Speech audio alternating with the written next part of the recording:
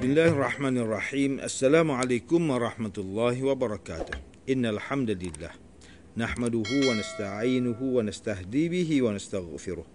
Wa na'udzu billahi min shururi anfusina wa min sayyiati a'malina. Man yahdihillahu fala mudilla lahu wa man yudlil fala hadiya lahu. Asyhadu an la ilaha illallah wahdahu la syarika lahu wa asyhadu anna Muhammadan 'abduhu wa rasuluh. Allahumma shalli wa sallim ala sayyidina Muhammad wa ala alihi wa ashabihi wa tabi'in wa man tabi'ahum bi ihsanin ila yaumiddin. A'udzu billahi minasyaitonir rajim. Ya ayyuhalladzina amanu taqullaha haqqa tuqatih wa la tamutunna illa wa antum muslimun. Amma ba'd. Yang berusaha Tuan Haji Ahmad Nazri Muhammad Yusof selaku penerbit rancangan tafsir Al-Quran dan seterusnya sidang pendengar yang dirahmati Allah Subhanahu wa taala. Tuan-tuan, puan-puan para pendengar yang dimuliakan, bersama saya Profesor Dr. Muhammad Najib bin Abdul Kadir, Pusat Kajian Al-Quran dan As-Sunnah, Fakulti Pengajian Islam, Universiti Kebangsaan Malaysia. Pada hari ini kita akan menyambung kembali rancangan tafsir Al-Quran bagi siri ke-49. InsyaAllah, pada kali ini kita akan membincangkan mengenai pentafsiran ayat ke-69 surah Yusuf. A'udzu billahi minasyaitonir rajim. Bismillahirrahmanirrahim. Walamma dakhalu ala Yusuf awa ilaihi akhah qala inni ana akhuka fala tabta'is bima kanu ya'malun. Dan semasa mereka masuk mendapatkan Yusuf, ia menempatkan saudara kandungnya Bunyamin bersama-samanya sambil berkata kepadanya, akulah saudara engkau Yusuf, oleh itu janganlah engkau berduka cita lagi disebabkan apa yang mereka lakukan. Sidang pendengar yang dirahmati Allah, Profesor Dr. Muhammad Quraisy Shihab melalui kitabnya Tafsir Al-Misbah mentafsirkan ayat ke-69 surah Yusuf ini dengan menyatakan, ketika mereka sampai kepada Nabi Yusuf AS, mereka ditempatkan pada kedudukan yang sangat terhormat. Nabi Yusuf memberikan keistimewaan kepada saudara kandungnya dengan memeluknya sambil berbisik dan berkata, aku adalah Nabi Yusuf, iaitu saudaramu. Jangan bersedih dengan apa yang mereka lakukan terhadap dirimu dan diriku. Seterusnya, makna kalimah awa dalam ayat ini dari segi bahasa bererti menampung, memberi tempat dan juga memeluk.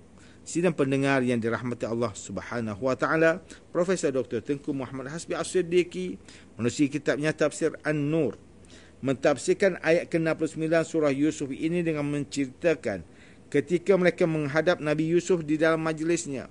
Kemudian Nabi Yusuf membawa Bunyamin ke dalam bilik peribadinya. Nabi Yusuf berkata kepada Bunyamin bahawa mereka berdua adalah saudara. Maka janganlah merasa gelisah terhadap semua perbuatan mereka. Nabi Yusuf juga meminta agar masalah hubungan persaudaraan itu dirahsiakan dan tidak diberitahu kepada saudara-saudara lain. Bunyamin juga diminta supaya tidak memberitahu bahawa Nabi Yusuf hendak mencari jalan bagaimana Bunyamin dapat tinggal bersamanya di Mesir. Sebahagian riwayat menyatakan bahawa saudara-saudara Nabi Yusuf berkata ketika menghadap Nabi Yusuf, inilah saudara kami telah membawanya. Nabi Yusuf menjawab, kami telah berbuat kebajikan dan kamu akan memperoleh pembalasan daripada aku. Yusuf pun menjamu mereka. Tempat duduk bagi setiap meja adalah 2 orang. Maka tinggallah Bunyamin sendirian. Melihat Bunyamin yang menangis, maka Yusuf makan bersamanya. Mereka berdua juga tidur di dalam bilik yang sama. Yusuf berbincang dengan Bunyamin termasuklah mengenai keluarga dan putera serta puterinya. Bunyamin berkata, aku mempunyai 10 anak. Nama mereka aku ambil daripada nama seorang daripada saudaraku yang telah meninggal. Mendengar ucapan itu, Nabi Yusuf mengatakan, sukakah engkau jika aku menjadi pengganti saudaramu yang telah meninggal? Jawab Bunyamin, siapakah yang boleh mendapat saudara seperti engkau? Akan tetapi engkau bukan putera Yakub dan bukan juga putera Rahil. Mendengar jawapan itu, Nabi Yusuf pun menangis lalu memeluk Bunyamin dengan berkata, akulah saudaramu. Tuan-tuan, puan-puan yang dimuliakan, Profesor Dr. Haji Abdul Malik bin Abdul Karim Amrullah atau lebih dikenali sebagai Hamka melalui kitabnya Tafsir Al-Azhar mentafsirkan ayat ke-69 surah Yusuf ini dengan menyatakan, kisah pertemuan antara dua saudara yang telah terpisah lebih 25 tahun. Nabi Yusuf AS tidak dapat menyimpan rahsia bahawa Bunyamin itu adalah adik kandungnya. Berita tersebut disampaikan kepada Bunyamin di tempat rahsia. Baginda juga memberitahu supaya tidak berkecil hati di atas perbuatan saudara-saudaranya yang memisahkan mereka dengan pada 25 tahun yang lalu. Sebahagian mufassir mengatakan pada ketika itulah Nabi Yusuf merancang supaya Bunyamin tinggal bersamanya. Manakala Ustaz Salahuddin Abdullah dan Ustaz Umar Khalid melalui kitab mereka Tafsir Mubin mentafsirkan ayat ke-69 surah Yusuf ini dengan menyatakan bahawa semasa mereka masuk menghadap mendapatkan Nabi Yusuf AS, baginda menempatkan Bunyamin bersamanya sambil memeluk dan berkata kepadanya, akulah saudaramu. Oleh itu janganlah engkau berduka cita lagi disebabkan apa yang mereka lakukan. Para mufassirin menyatakan bahawa sesudah saudara-saudaranya tiba untuk kali kedua dengan membawa saudara kandung mereka Bunyamin, maka diperintahkannya kepada pegawainya untuk menempatkan mereka berdua di rumah penginapan. Oleh kerana jumlah mereka 11 orang, maka Bunyamin terpaksa tinggal seorang diri di dalam sebuah bilik. Dalam keadaan keseorangan itu, Bunyamin dikunjungi Nabi Yusuf AS.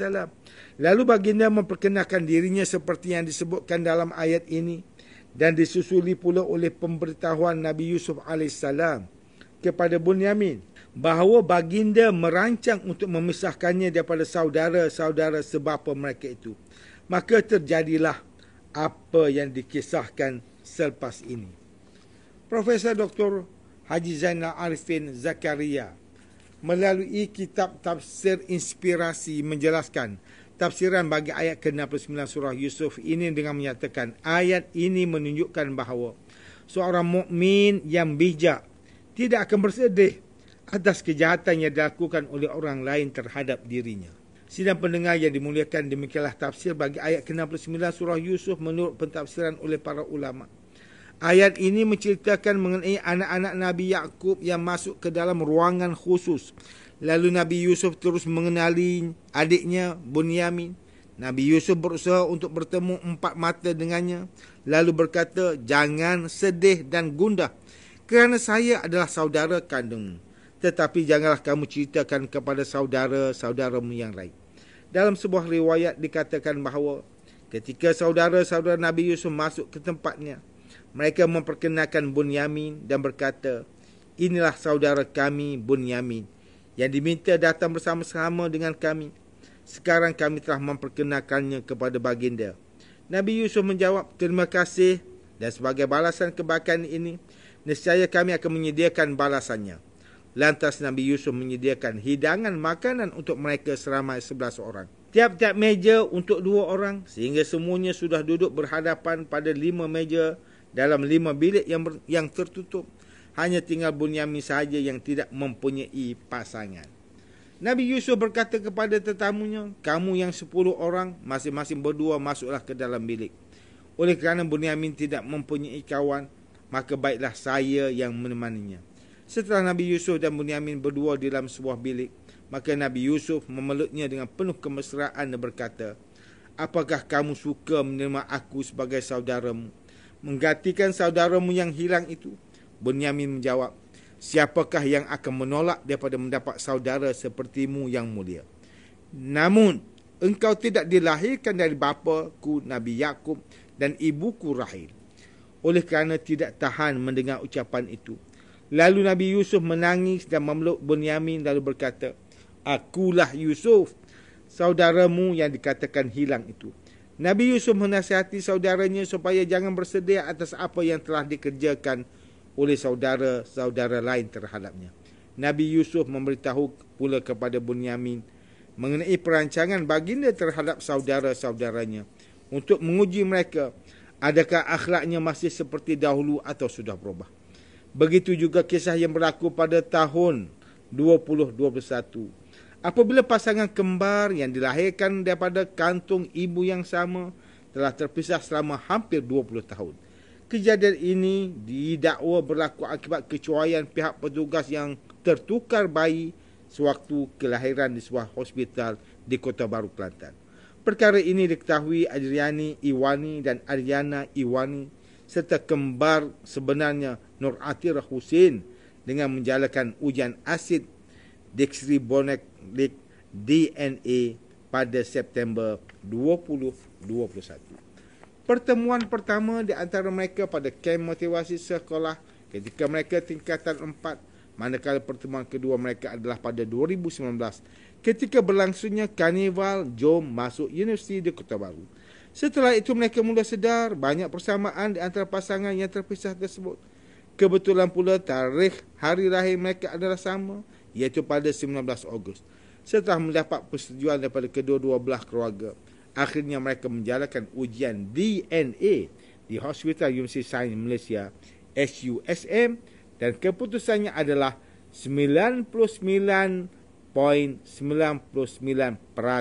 adalah sama. Pengajarannya daripada kisah ini adalah hubungan kekeluargaan adik-beradik boleh diibaratkan seperti isi dan kuku kerana menggambarkan keakraban yang sukar dipisahkan. Salah satu kisah mulia yang telah dinyatakan di dalam Al-Quran mengenai keakraban hubungan adik-beradik ini adalah kisah Nabi Harun yang mendoakan abangnya Nabi Musa. Mereka saling berkasih sayang dan membantu dalam menjayakan misi dakwah. Perkara ini direkodkan di dalam surah Al-A'raf. Qala rabbighfir li akhi wa adkhilna fi rahmatik wa anta arhamur rahimin. Nabi Musa berdoa dengan berkata, wahai Tuhanku, ampunkanlah bagiku dan bagi saudaraku dan masukkanlah kami ke dalam rahmat-Mu, kerana Engkaulah sahaja yang maha mengasihani dari segala yang lain mengasihani. Sidang pendengar yang dimuliakan, antara pengajaran yang boleh kita ambil daripada tafsir ayat ke-69 surah Yusuf ini ialah kisah Nabi Yusuf AS ini mengingatkan kita bahawa setiap ketentuan Allah adalah yang terbaik buat kita. Sekalipun perkara tersebut kadang-kadang bertentangan dengan perkara yang kita harapkan.